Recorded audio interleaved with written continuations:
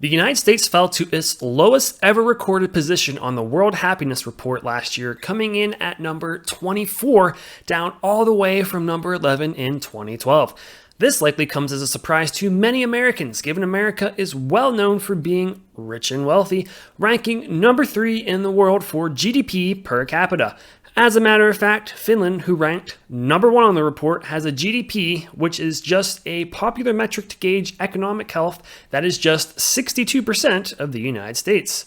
What gets really interesting, however, is when you dive into post-tax median income. Median incomes are, in my opinion, a better way of truly gauging incomes, as wealth inequality can really throw the average numbers off. Considering, for example, American CEOs earning upwards of 399 times more income than the average worker. So, looking at median post-tax annual incomes, we find Finland landing around $34,000, and the United States landing around $35,000 to $40,000, depending on the state. Now, keep in mind that Finland's cost of living is a whopping 39% lower than the United States. So, depending how you analyze these numbers, a strong argument could be made that the true purchasing power of a salary in Finland is actually higher than the United States. Combine this with rising expenses in the US like healthcare, and it starts to make sense why the US is becoming incredibly unhappy. In Finland, their healthcare ranks number 1 in the world, costing around $6,000 per person, and the nation has a life expectancy of 82.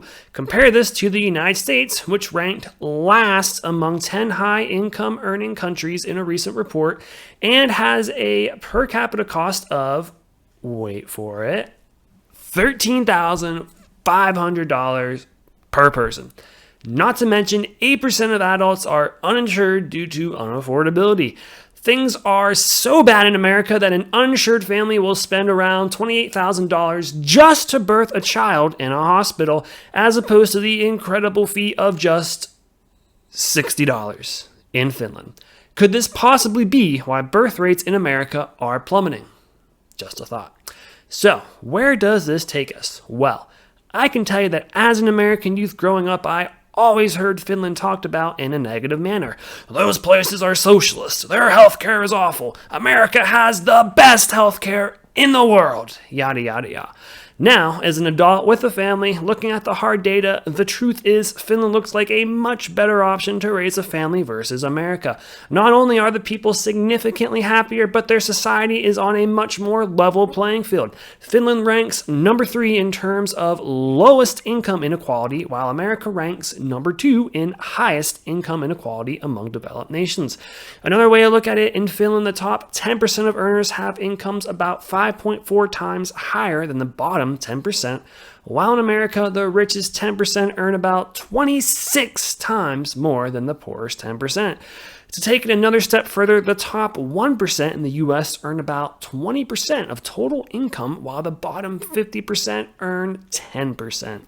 Now, why is this important? Well, as it turns out, real wages, which is basically a measure of how much your earned wages are able to afford, has been steadily declining for decades, making younger generations poorer and poorer than the previous, despite a radical increase in dual working households over the last 50 years. An easy example is the price of rent. In 1985, the average rent accounted for 20.7% of monthly median wages, while today the average rent accounts for a whopping 38.7% of monthly median wages. Rent is just one example, and when you start going down the list, it becomes easier and easier to see why more and more families are living paycheck to paycheck. So, what does this all tell us? Well, for starters, maybe America isn't actually so wealthy after all. A CNN poll conducted last year found that 86% of renters want to buy a home but cannot afford to, and 54% of those believe they will never be able to afford a home. Now, what good is being a wealthy nation if the majority of working people can't afford to own a home? It would appear to me that despite ranking number 3 in terms of highest GDP, most Americans would consider themselves very much not wealthy, not able to partake in the beloved American dream, and rapidly losing hope in a system that continues to make the rich richer and the poor poorer. Cheers.